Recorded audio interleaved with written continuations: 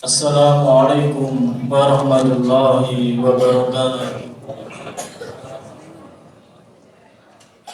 Alhamdulillah, la haula wa la quwwata illa billah. Wassalatu wassalamu ala Rasulillah wa mawala amma ba'du. Bapak Ibu jamaah salat Isya dan tarawih yang semoga dirahmati Allah Subhanahu wa taala.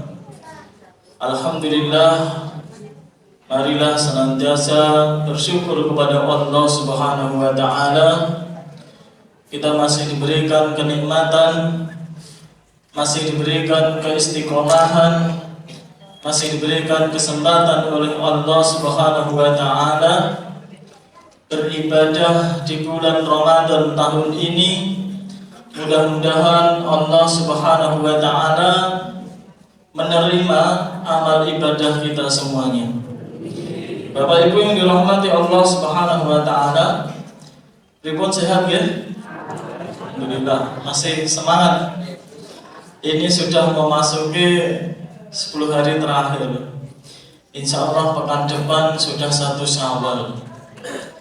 Jadi kalau kita tidak maksimalkan ibadah kita, kapan lagi kita akan bisa memaksimalkan pahala yang besar yang mana Allah Subhanahu wa taala melipat gandakan pahala amal ibadah di bulan Ramadan. Bapak Ibu yang dirahmati Allah Subhanahu wa taala, pada malam hari ini saya akan menyampaikan 3 hal pembelajaran atau hikmah yang bisa kita ambil dari bulan Ramadan ini.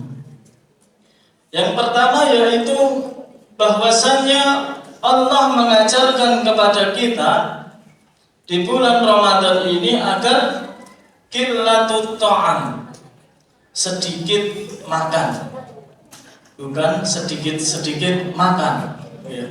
Tapi sedikit makan, mengurangi makan kita. Biasanya di luar Ramadan maknya dan pinten bro, 3 kali ya, enten sing ping sekawan. Nah, di bulan Ramadan kita cukup sahur dan buka, insya Allah sehat ya. Tidak ada yang mahbet. Alhamdulillah. Maka ini mengajarkan kepada kita bahwasannya di bulan Ramadan itu kita mengurangi asupan jasmani kita, akan tetapi kita menambah asupan rohani kita.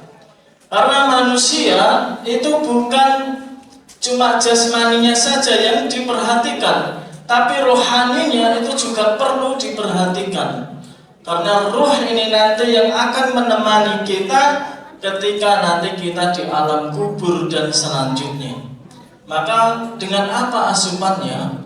Tentunya memperbanyak amal soleh, dengan membaca Al-Quran, dengan iktikaf, termasuk qiyamul Ramadan seperti malam ini. Mudah-mudahan bisa memberatkan timbangan amal kebaikan kita nanti di akhirat kelak. Kemudian yang kedua, bahwasanya Ramadan mengajarkan kepada kita tentang muraqabah, merasa diawasi oleh Allah Subhanahu wa taala. Kalau kita sholat itu masih bisa kelihatan manusia, haji masih bisa dilihat manusia, sedekah masih bisa dilihat manusia. Tapi kalau puasa, kadang itu kita tidak bisa membedakan ini antara orang ini poso apa orang. Ojo-ojo ning omah wis bar ngombe es teh, ora ngerti. Seneng jowo ketok-ketok lesu. Dan jenengan pas wudu salat duhur ngoten nika, pas kumur antara air yang kita di tenggorokan ini tinggal berapa senti. Tapi tidak berani lah Pak celekuk.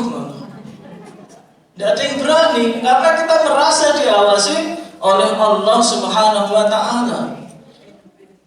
Ini pembelajaran yang penting bagi kita semuanya.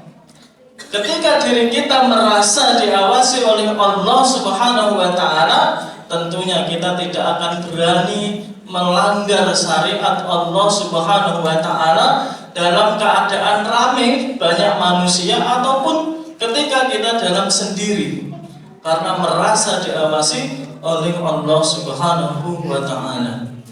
Dan yang terakhir, Bapak Ibu yang dirahmati Allah Subhanahu wa Ta'ala, pembelajaran yang bisa kita ambil di bulan Ramadan ini, tawazun baina dunya wal akhirah, menyeimbangkan antara urusan dunia dan akhirat kita.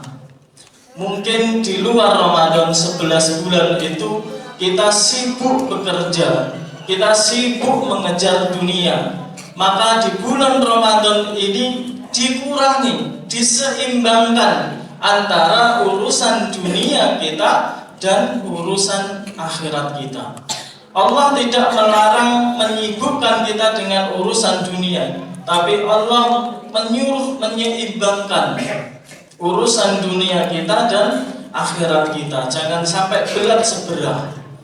Maka Bapak Ibu yang dirahmati Allah Subhanahu wa Ta'ala, di momentum bulan Ramadan ini, kadang ujian itu amat besar. Ketika di Ramadan itu, terutama di 10 hari terakhir seperti ini, perputaran ekonomi di Indonesia itu sangat cepat. Mungkin THR-nya sudah mulai cair, parsel-parsel dari masjid, dari kantor sudah mulai keluar. Terus apa nggak? Baju baru wes podo ngawe-ngawe. Saya tidak melarang, itu perkara yang mubah. Cuma saya mengingatkan kita semuanya agar menyeimbangkan. Ketika kita mengurusi dunia-dunia itu, ketika ada panggilan sholat, maka segera tinggalkanlah dunia. Makanya di ayat surat Al-Jum'ah itu jelas, ya ayyuhalladzina amanu idza nudiya lis-sholati min yaumil jum'ah fas'au ila dzikrillah wa dzarul bain. Maka sebagian ulama menjelaskan itu bukan cuma Jumat saja, setiap sholat 5 waktu ketika kita mendengar adzan segera bergegas menuju panggilan adzan tersebut. Terutama ketika bukber, ketika mendengar adzan maghrib kadang kita lalai. Maka ini menjadi peringatan. Ketika sholat isya kadang malah justru digunakan untuk belanja, shopping, cari baju. Saya tidak melarang, tapi silakan diatur waktunya, jangan sampai mengganggu ibadah kita di 10 hari terakhir di bulan Ramadan ini. Maka Bapak Ibu yang dirahmati Allah Subhanahu wa Ta'ala, marilah kita gunakan kesempatan yang Allah berikan kepada kita, karena belum tentu kita di tahun yang akan datang kita bisa bertemu dengan bulan Ramadan ini. Jadikanlah seakan-akan Ramadan ini Ramadan terakhir kita, agar ibadah kita lebih maksimal, lebih fokus, dan mudah-mudahan Allah Subhanahu wa Ta'ala mengampuni dosa kita semuanya. Aqulu qawli hadza astaghfirullah li wa lakum. Wassalamualaikum warahmatullahi wabarakatuh.